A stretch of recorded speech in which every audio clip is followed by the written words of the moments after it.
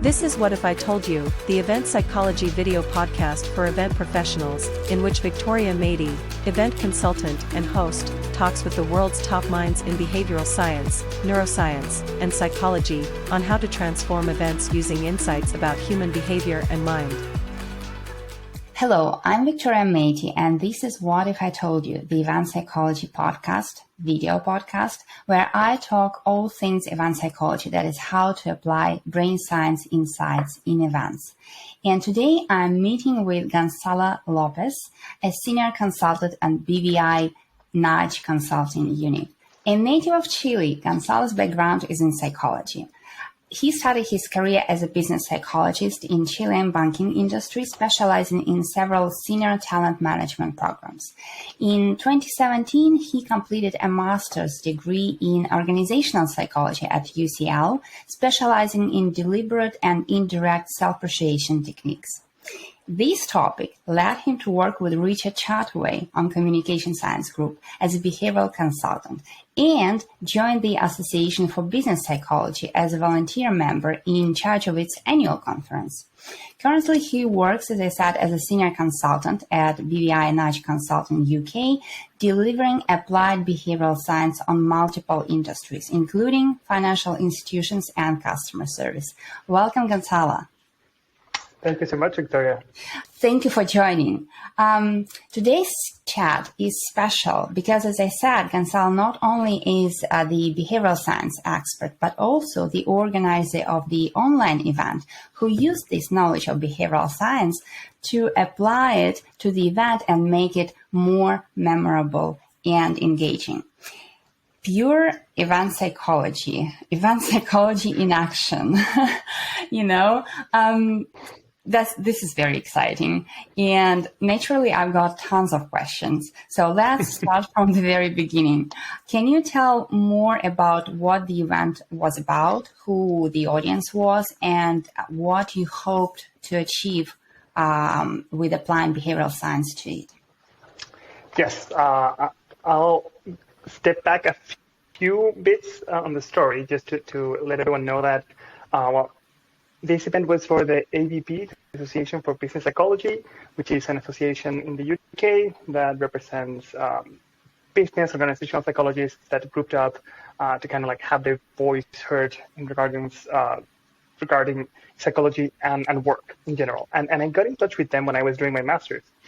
And I saw, well, this is a great place to meet people coming from Chile. Like, it's Right. a big city. London is massive, so might as well.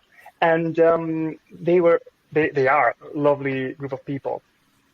And I thought, well, how can I contribute? I have a bit of a weird passion of planning and organizing stuff. It's weird.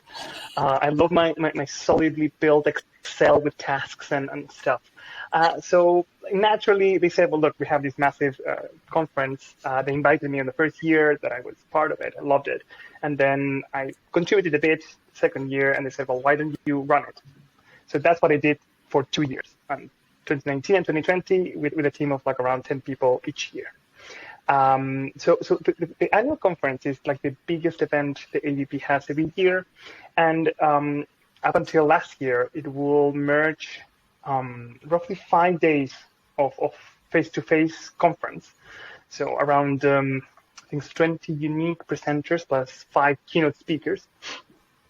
And also we include gala evening session where the ADP awards would be given to companies that submit their projects. And they tell people, look, this is what we've been working on. We have a lot of brilliant psychologists around the UK, like reviewing everything. It's very, very strict. And then up the winner. So it's this big event.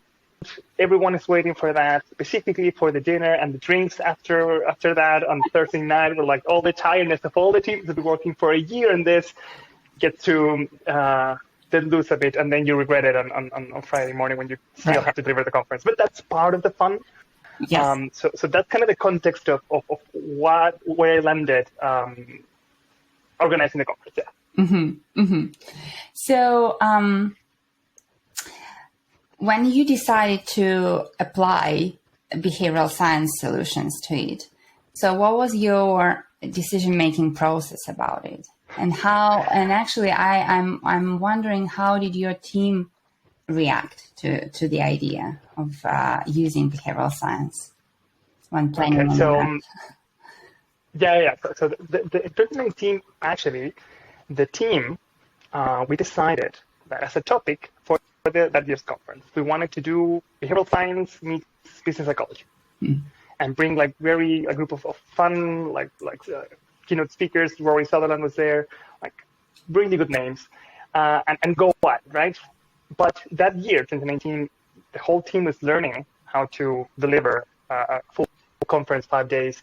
So basically, we were trying to like emulate what we've seen before, and just like copy and maintain, right? Like bare minimum. We got a really successful conference, by the way. And then 2020, I thought, okay, I'll do it one more year because I know everything now. Right? I have and I love to write things down and documents and websites. So I thought, this is solid. No more learning now. Just like press play and get it done. And then the world decided to throw everyone a bit of a wrench in our plans. So I assembled, part of the team stayed, assembled all the people that joined the team, and we started meeting in January. Okay, everything's ready. Don't worry, it's super easy. Just plug and play. It's going to be fantastic. And then in March, you know what happened, March 2020? So this new thing called COVID was happening.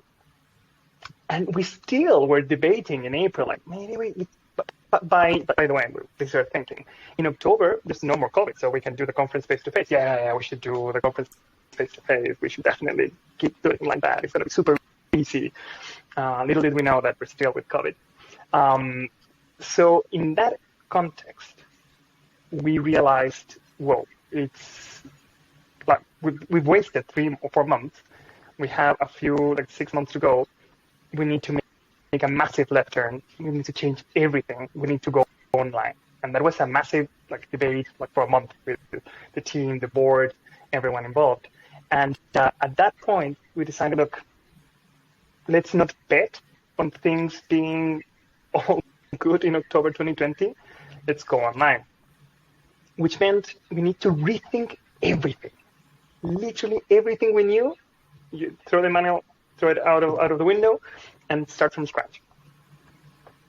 And naturally, that was a great point to use a lot of what I been accumulating, of course, being a user, but also someone that studies behavioral science, a bit of a feel for system, websites, and design. And it started making sense. Well, we need to first figure out how to do it. Second, we have been experiencing for 3 or 4 months how tough sometimes it is to use online systems, especially all of this now is very easy, right? You just go into Zoom, you go into Teams, you go into WebEx, whatever. It's very normal. Back then, we're still kind of figuring out.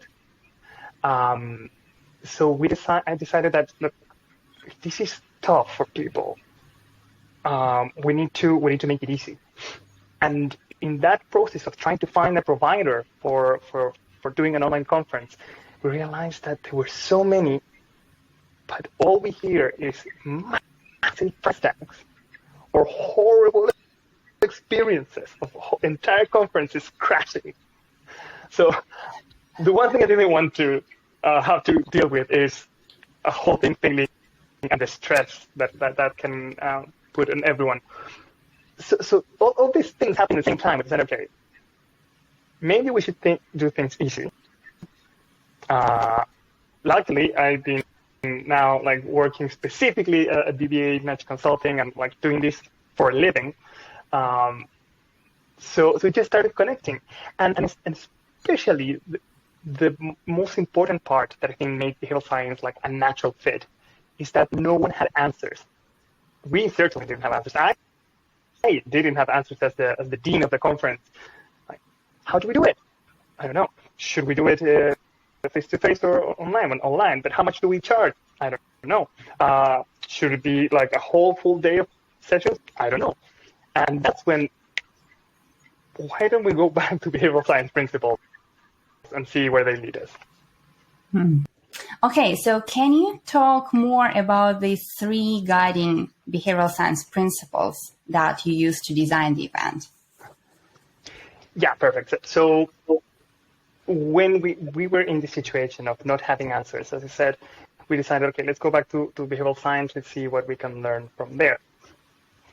And I mean, everyone tells stories as a very orderly, logical set of steps and a narrative that is very harmonious and nice to tell. The reality is way more chaotic. So the three principles that I outline in this article, like, while they are definitely true, that's how like eventually happened. They only come out when you step back after the madness of holding an online conference with 6 months from scratch and realize, well, actually, yeah, this is literally what I was telling everyone. So the three principles that we used were keeping it simple, bite-sized, and experimental. And I guess I can start with experimental. As I said before, like, we didn't know a lot of the answers for some of the most fundamental questions. So the first one was, okay, how many days? How do we do it? Mm-hmm. Should it be emulation, exactly what we do face-to-face but online, or not? One of the things that for me makes a lot of sense is, if it's online, then it's not the same as face-to-face. Sounds obvious, right? But not for everyone. A lot of us, we just wanted to take online and make it physical and make it online. But it isn't. Good point. And if it isn't, we can maybe take a few lessons and a few of the flexibility that online can give you. So so we had this issue of, is it a 2-day or is it any other method? And we said maybe we should do it all in 1 week. Maybe we should do one each night for a whole month, which in terms of offering things sounds great, but it's a nightmare to kind of like deliver. And in the end, we decided, okay, let's go with over 2 weeks. That sounds a way that no one wants to sit down for 8 hours on Zoom. Like, we already do that and it's tiring. So that's not ideally what you want to do. You want to like space it out a bit. So we said, okay, let's do it over 2 weeks. But then we were having long discussions. Should we do it in the morning? Should we do it in the afternoon? Should we do it in the evening? Again, no answer, because you have really good arguments. Should we do it in the morning? That's brilliant for people that work. You start the day with this, and then you can just reconnect to work. Other people said, look, people sometimes in the morning need to go drop their kids to school, even though it's still COVID, but fair enough. In the evening is terrible for parents that work all day and want to spend time with their kids. Like, are you going to tell your kids that are like driving you nuts at home? Remember, it's still COVID. Hey, by the way, I'm going to stop for 2 hours to watch this. So daddy has to do this. Please go away. So going back to this idea of experimental, we said, let's do all of them. And let's see which one fixed. Yeah. And then we'll know for sure next time which one is the best. So we literally took the first week in the morning, second week afternoon, and every day we had a replay of the sessions. So if you experience the sessions today, that day, in the same day, you can watch the recordings. So that was one of the ways that we use experimental. And interestingly, so we got a lot of lessons. So we realized first that mornings are the best time for the majority of people. So we had an average of 70 people on the morning sessions, compared to around, I think, it was 50 in the afternoon sessions. So that's a great experiment to see. And that makes sense, because on the one hand, first we're giving people choices. Mm-hmm. We can do it in the morning or the evening, the recording, afternoon or the evening the second week. But also, something that in hindsight should have been obvious. It's much easier to start doing something different and then fall back into the habits than at 12 p.m.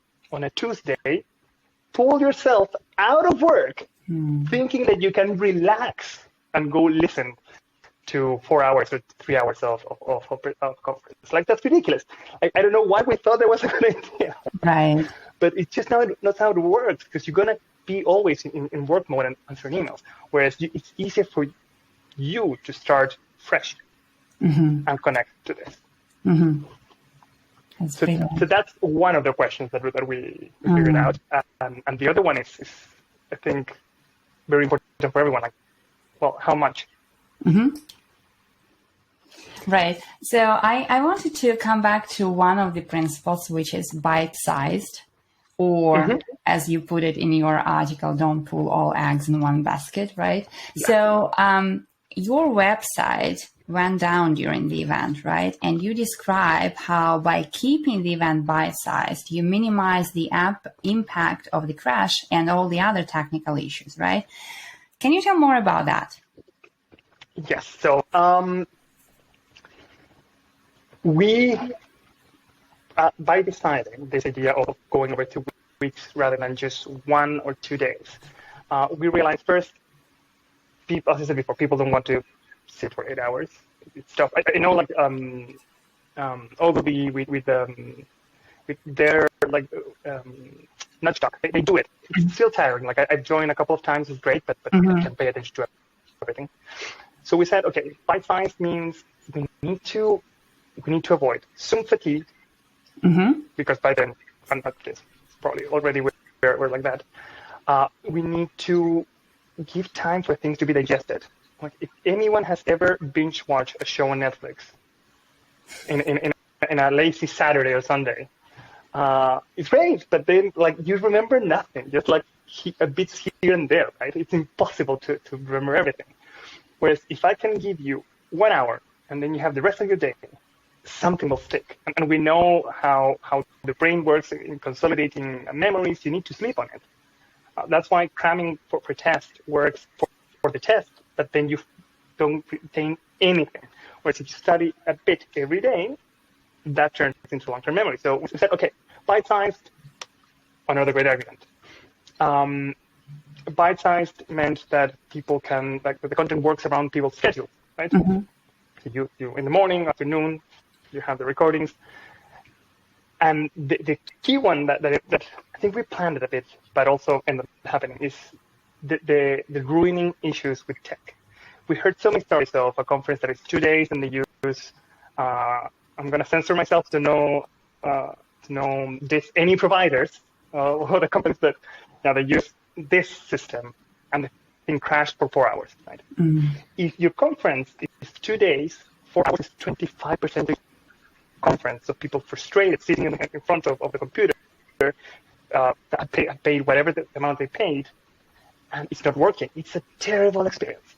But we knew that by stretching over 2 weeks, even if a full day, everything fails, it's just a tiny, tiny bit of your conference.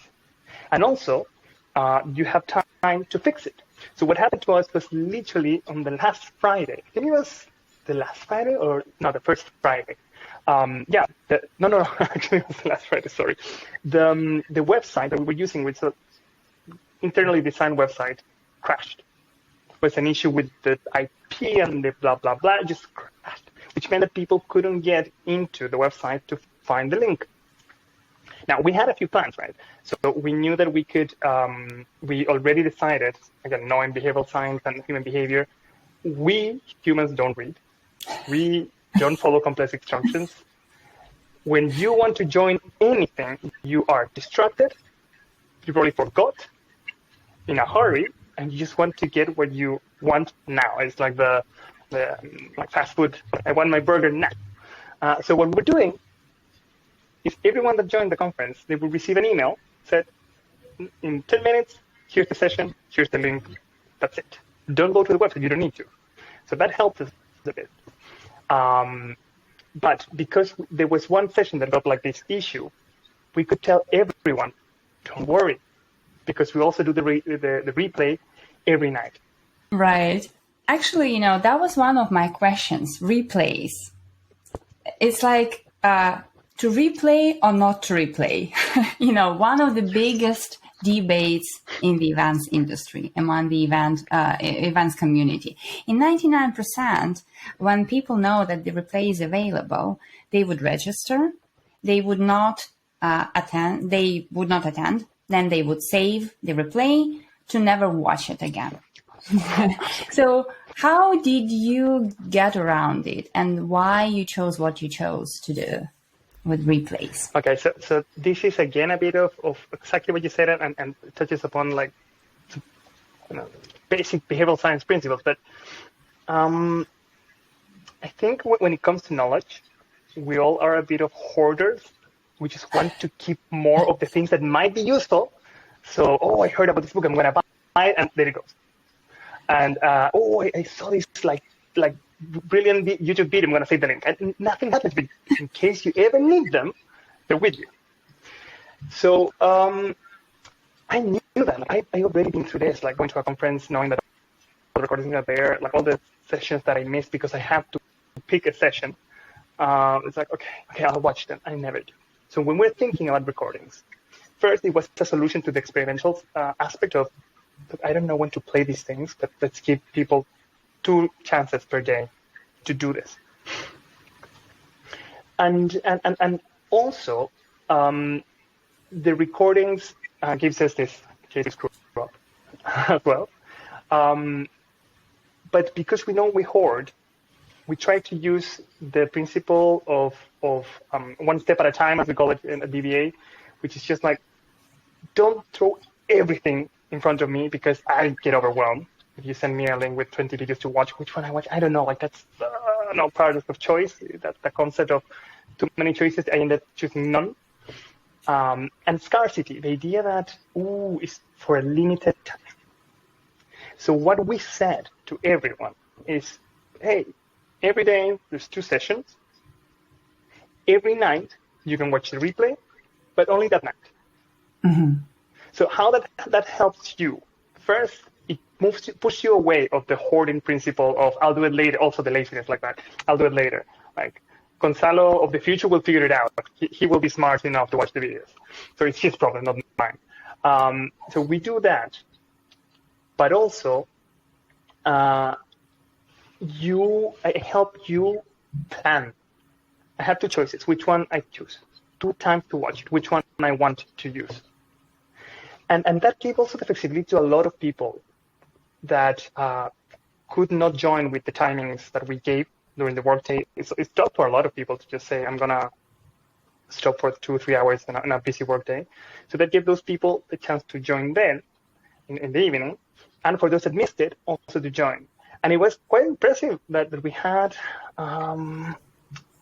like 30 to 50 people per session at night watching stuff. Mm-hmm. And also, it wasn't just a replay. And I think this made it even more enticing. You had a replay with the chances that the speaker would be there for a Q&A. Not everyone did it, but some of them did. So they could chat, or they would be at the end of the Q&A. And also, I made the questionable decision of host all the sessions during the day, afternoon, at night as well. So I was opening and closing and telling everyone good night, go to bed, which made it a bit less just press play, right? Mm-hmm. But this communality thing of, okay, everyone will connect there. And actually people were chatting with each other during the session as if it was the session with someone live discussing things. I think that also plays a role. We are social. Mm-hmm. We like to feel that we're doing things with others, especially in COVID, if we remember 2020. So just the idea that there were over 20 people there made it a bit different than me watching it alone on YouTube or on whatever. And by the way, to kind of like round a bit this debate that you said to share not share, we ended up sharing everything anyway. Mm-hmm. At the end of the whole conference, I think it was the week after, we said, hey, here are all the recordings. Mm-hmm. So I don't know if people eventually went and saw them. Probably not, but it makes you feel safe, right? Like, right. They're yeah. with me. No, I love how you got around it, because it's first of all several principles at play, like managing anticipation level, right, and also using scarcity a little bit, right, and also providing them with certainty, providing audience with certainty, right, so that they don't they wouldn't worry about not getting the opportunity to connect and to hear what they want to hear from the speakers, right? But also, I love this idea of bringing the speakers to the replay. This is a brilliant idea, and I think there are so many insights just in this particular point for the event professionals to learn from and to take note of. So yeah, that's brilliant. I love it. And also, I wanted to ask you about the decision-making process for the pricing, because many event planners were struggling early in the pandemic days to find this sweet spot, and many online events went free, right? So like you say in your article about the event, the price range varied in the early days from free to a few hundreds, right? So what did you do about that? Or was your decision making process? Yeah, that's again experimental, and I like to say experimental because it's much nicer than say I have no effing idea what to do, and I was panicking. So experimental sounds fancy. So yeah, I will take note of that as well. Well, about framing, that's behavioral science. How you say things matters. Absolutely, that's my favorite one actually. But yeah, so kind of going back to how we actually did it, we had this debate, right? My first impression, which was more about the context, I would say, is that it's 2020, people are struggling financially. We know we had all the furlough schemes, but regardless, like the markets, the whole world was in chaos. So if we usually would charge 600 pounds, I think, for the 2 days plus the dinner or something like that. Mm-hmm. There was no way we'd ask that, right? First, like it would be completely detached from reality, and also unfair to our members. We need to respond to their needs. So I initially was like, you know what? Let's do it for free. Like, not that we don't have costs, but they're much less than what we would spend in a face-to-face conference. But I think there was also an argument to say, look, we're also the ADP. We are. I say we were because I'm not a board member anymore there. But the organization itself, it's a non-profit, so it's not like we're like filling our pockets with the sweet cash of everyone paying for it. So we needed to cover costs, and therefore we decided, okay, let's go with a price that is sensible and tries to cover the cost at least for running this. But still, we didn't have an answer. And I don't know if you've ever heard of this. If there's any people that like video games in your audience, they might know about this. There's this company. It's called the Humble Bundle. And it's basically a website that started getting indie games and putting them in a package. And they use a pay-as-you-want model. So that got me thinking, like, if I don't know how much to charge for this, why don't I ask everyone how much they would pay for it? So that sounds like a good thing, and also it acknowledges that some people can pay, some people can't pay. Why don't we take that approach?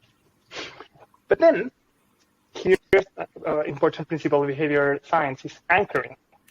And anchoring is basically the idea that when you have very, very few ideas of what something is worth, you will find the first piece of information that you can get to kind of like use it as an anchoring point, as a comparison point. And this is so crazy that sometimes it works without even you realizing. It's just, if you see a number, then your brain uses it as an anchor. So we decided that, look, based on pricing and how much it costs for us, let's anchor the price for members, in this case, around 95 pounds. It's less than 100. We know how the rounding down effect works. But also, we presented a slider that is anchored at 95. And you, as a member or non-member, you can drag it. You move it as much as you want, up to you.